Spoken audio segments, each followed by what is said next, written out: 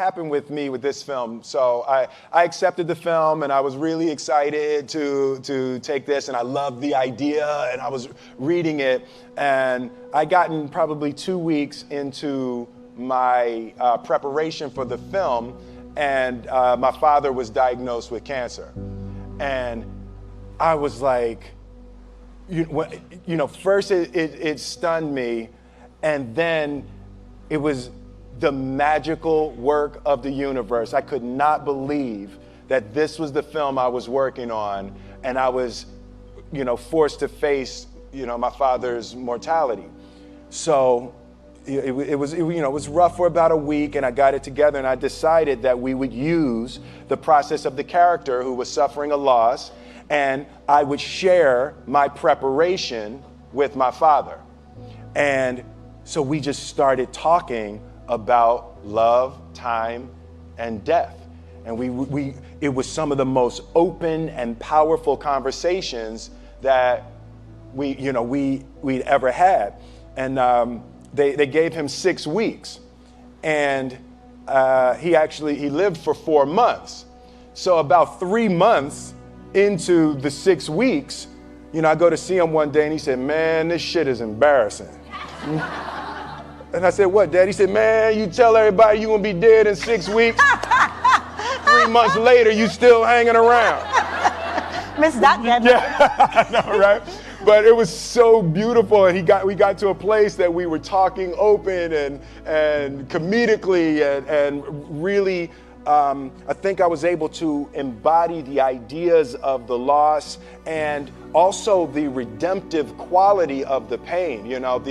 The loss is bound to joy. Like pain and suffering are bound to joy. The being able to survive something is actually a big part of being able to find that next wave of joy. You appreciate smaller things, right? Like, it was so magnificent for me.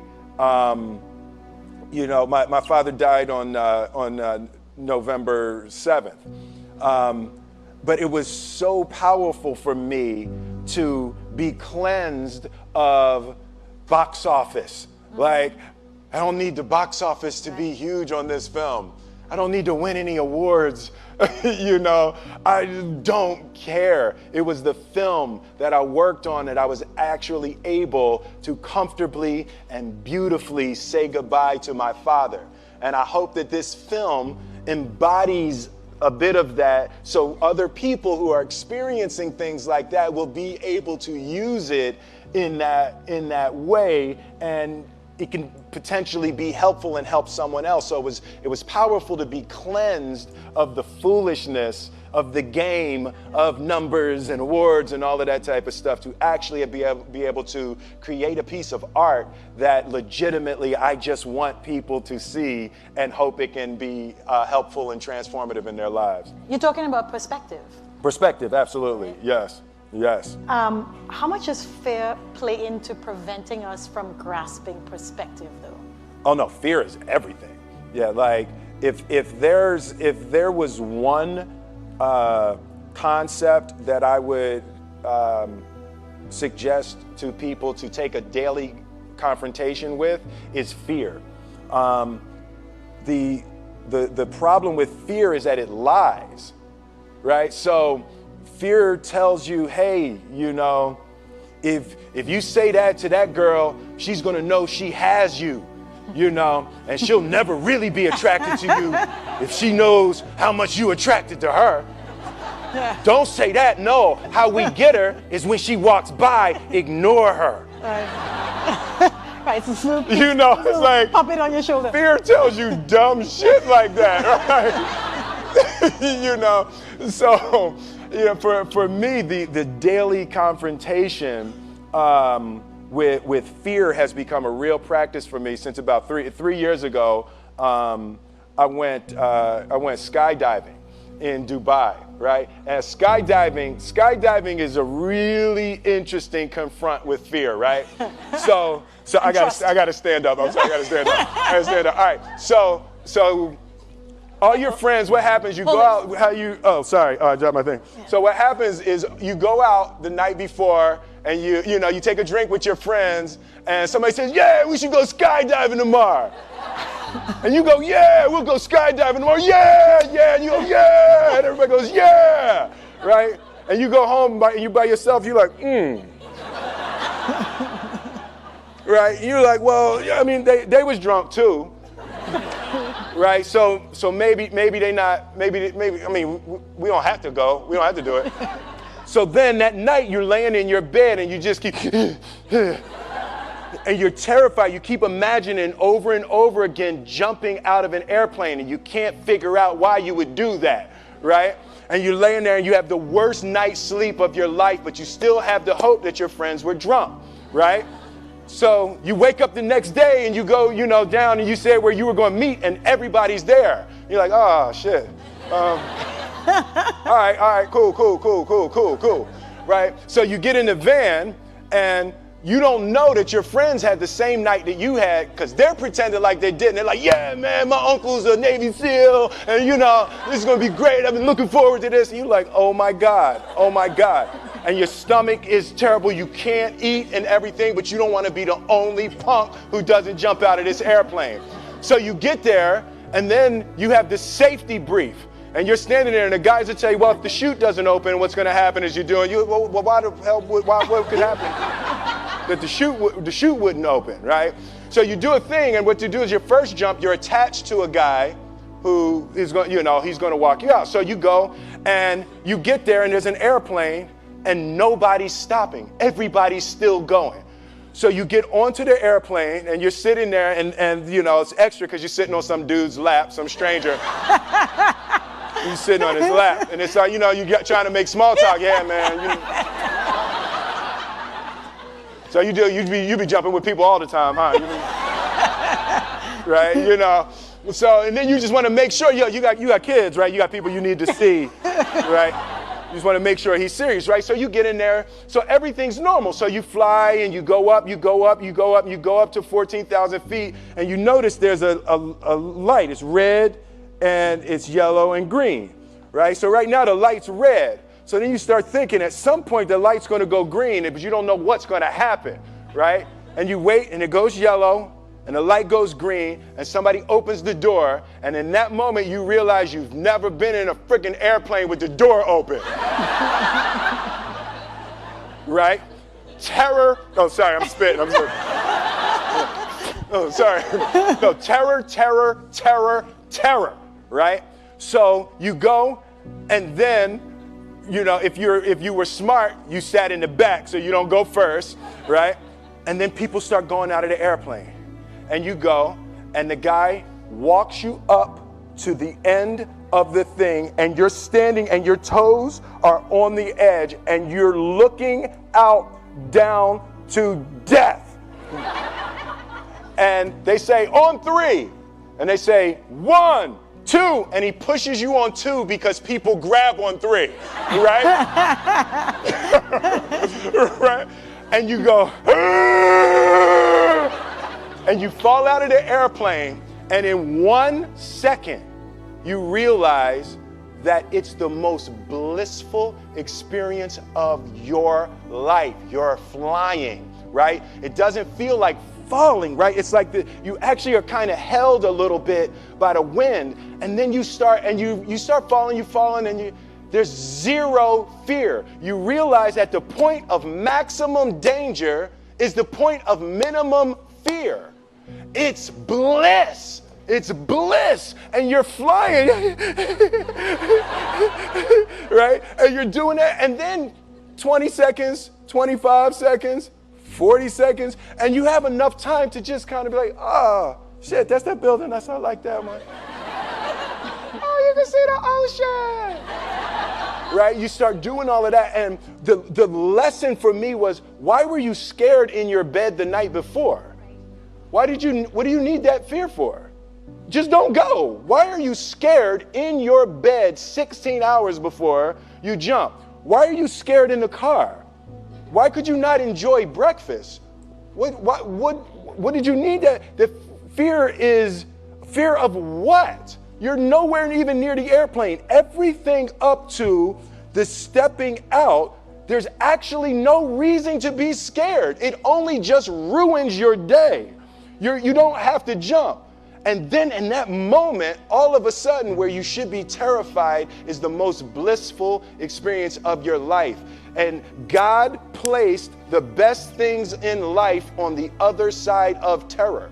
On the other side of your maximum fear are all of the best things in life. You know? So that was sorry. So that was, no, it's good. That was my experience with skydiving and fear. All right. All right. So practically speaking. But I didn't like that take. I'm going to do it again. Back to the top. I can sell that better. Oh, no.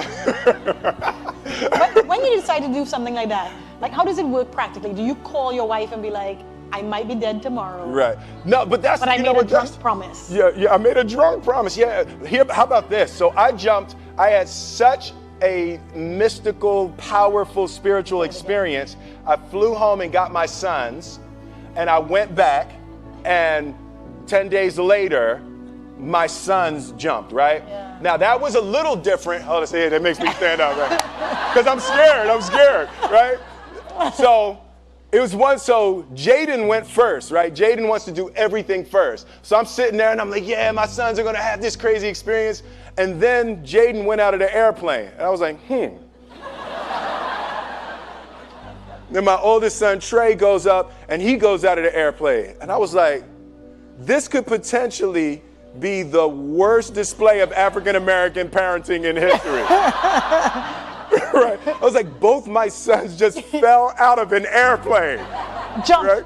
Jumped. Right. Because I told them to. But again, the fear again. I was like, oh my God. So I told the dude, I was like, listen, I want to see them go out, but I also want to see them land. And he's like, no, it's cool. So this time we went out and we did the straight bullet, and I just went straight down past them. Right. I was like, and he's like, good. Right, did the bullet straight past, pulled the chute late. Oh, sorry, it makes me spit. I'm sorry. Pulled the chute late, landed, and then videoed them coming down. But it was like, they had the same thing, the same experience with the fear. But that I'm telling you, the confrontation with fear is an absolute magical way of facing the things we have to do in this life. You know, forget security, live for experience. All right. Now, you say you learned that 3 years ago. Yeah. Amazing. Mm-hmm. What about these small things that we get afraid about, right? Mm-hmm. So you are the funny guy, mm-hmm. and you come along and everybody expects to be entertained in summertime, right? Like, are you ever afraid that you're like, you know what, today I'm really not feeling Jazzy Jeff. Like I'm just, I don't want to be that guy today. So this whole movie, you were not that guy. Not that guy, right, yeah. Do you have fear of that, of like disappointing people because like, you're supposed to be funny and cool? Yeah, you know, the thing, that's been one of the major confronts for me in my life over the past 3 or 4 years. Like, Will Smith is an idea. Right? So there's parts of that's me, but that character from The Fresh Prince of Bel-Air was who I was 26 years ago. I love it. You see? They love it, right? Exactly. You people are this man's crack. Okay?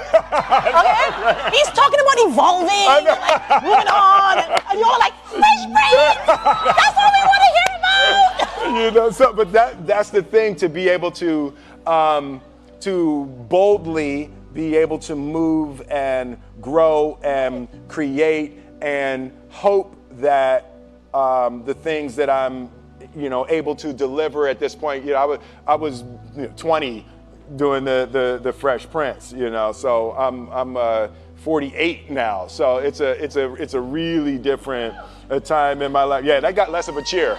Yeah, like woo!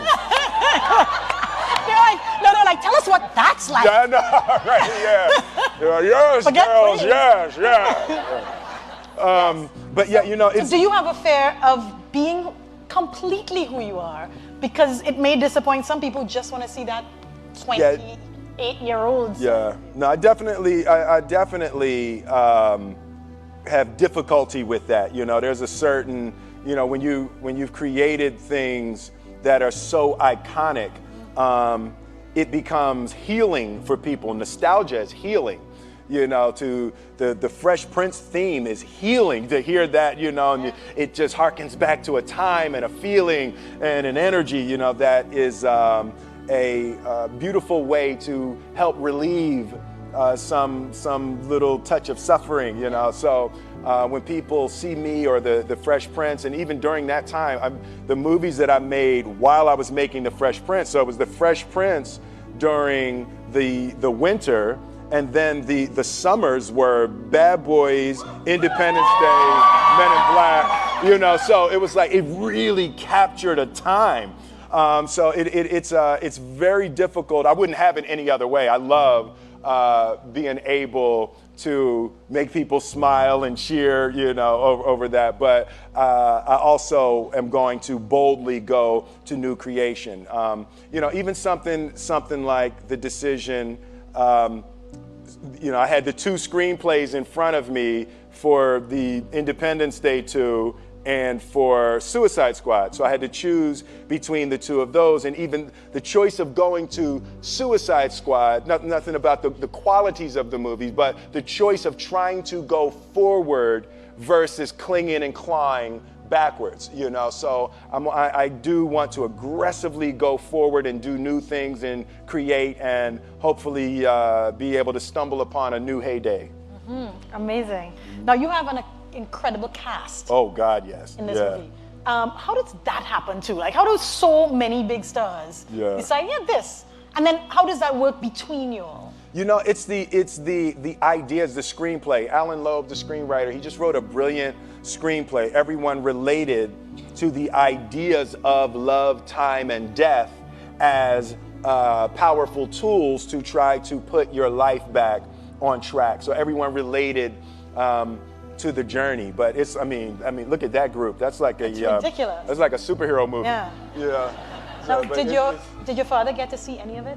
No, he came to set once, but he didn't get to see the film. And you all were close? Yeah, we were very close. Yeah.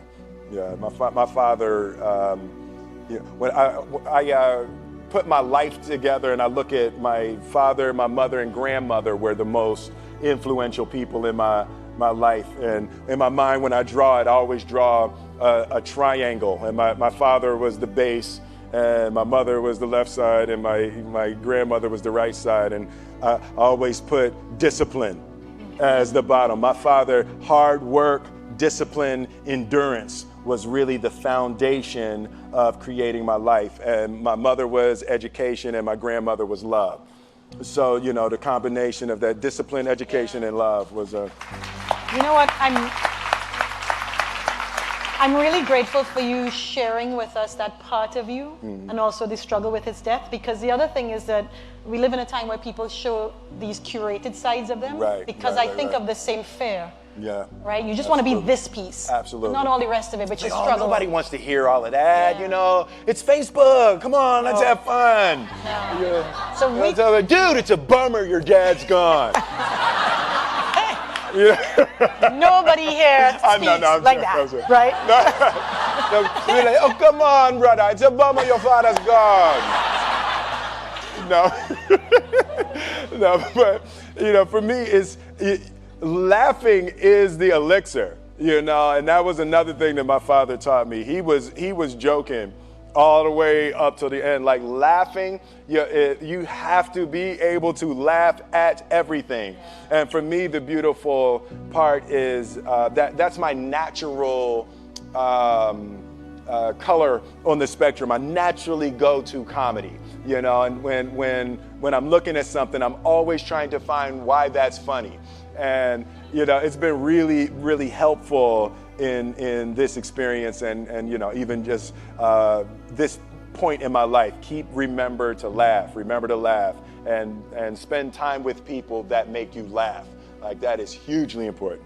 Laugh and connect. Yes, absolutely. Those are good messages. Yeah. I love this idea, you know. It's you know, a guy trying to put his life back together, and he just gets furious and rants and writes letters to love, time, and death.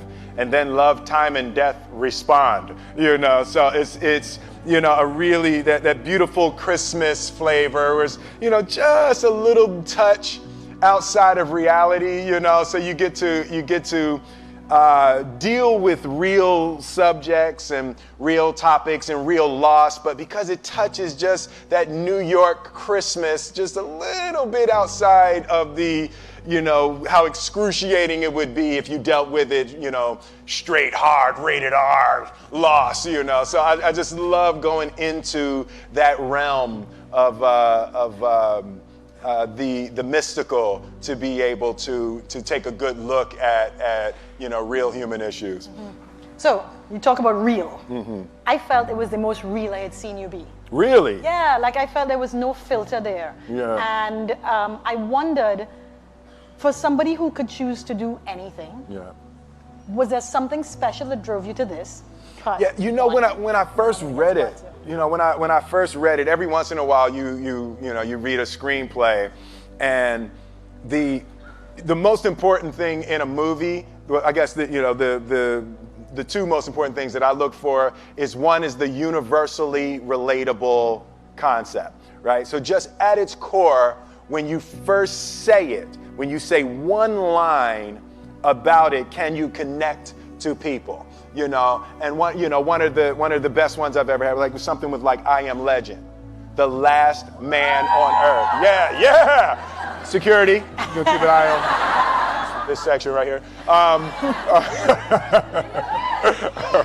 You know, but it's like when you just have that one thing, you know. And with this, it was a little bit heavier, but it was a guy trying to put his life back together after an extreme loss. Right, so people can relate to that. That's an extremely relatable idea. And then I flip to the last 10 pages and the ending. It's like, you know, this is a movie that has lots of twists and turns, but then even within the last 10 pages, there's still another surprise. When you can send people out of a movie theater with another surprise, you know, and, you know, so, I mean, historically, you know, there's been times I've sent people out of the movie theater, and the surprise in the last 10 minutes is that the movie wasn't good, right? So you want to avoid that surprise. You want to avoid that one. You know, but with this one, it had such an interesting turn in the end of it. It was you know, one of the most fun screenplays I've ever read. Why are you doing movies at all still? Like, you're rich. Yeah. You could, as we say, cock up your foot and rock back. Cock up my foot and rock back. Yeah. I love that. Why, that's just like, fantastic. what is getting you out of bed to still go and do this thing? You know, I enjoy connecting with people and ideas, and you know, I have a mission statement. So every year for probably the past 10 years, I've worked out a mission statement for myself. And for the last few years, the mission statement has stayed the same. And it's been improve lives, right? So when I go into something, I'm looking for how the quality of this piece could potentially improve lives. But it's all along the way. It's when you make the movie and how you're interacting with people in the process. And, you know, the concept of improving lives runs through the center of everything I do. And then I realized that the way to improve lives is to continually improve yourself, right? So with that, every morning when I get out of the bed, you know, I haven't fixed everything in the world yet, so there's always something to do. And in this film, I read an interesting quote for the Siddhartha Gautama, the Buddha. He said that good people have to get out of the bed every day and try to empty the ocean with a ladle, right? And I thought that was, you know, I knew that was profound, and I paused for a second, and I said, all right, what the hell is a ladle, right? Right, so then, you know, I touched it on my iPad, it's ladle. Oh, it's like a big spoon, okay. As we it's say, like a Philly. soup spoon, yeah, it's like a soup spoon. I was like, why do you use a soup spoon? So trying to empty the ocean with a soup spoon, you know, as the mentality of how you wake up every day to try to do good in the world. So for me, I'm really driven by continually trying to elevate my mind and elevate my spirit and care for my body, and to be able to love as many people as effectively as possible with this mystery of life that I've been given.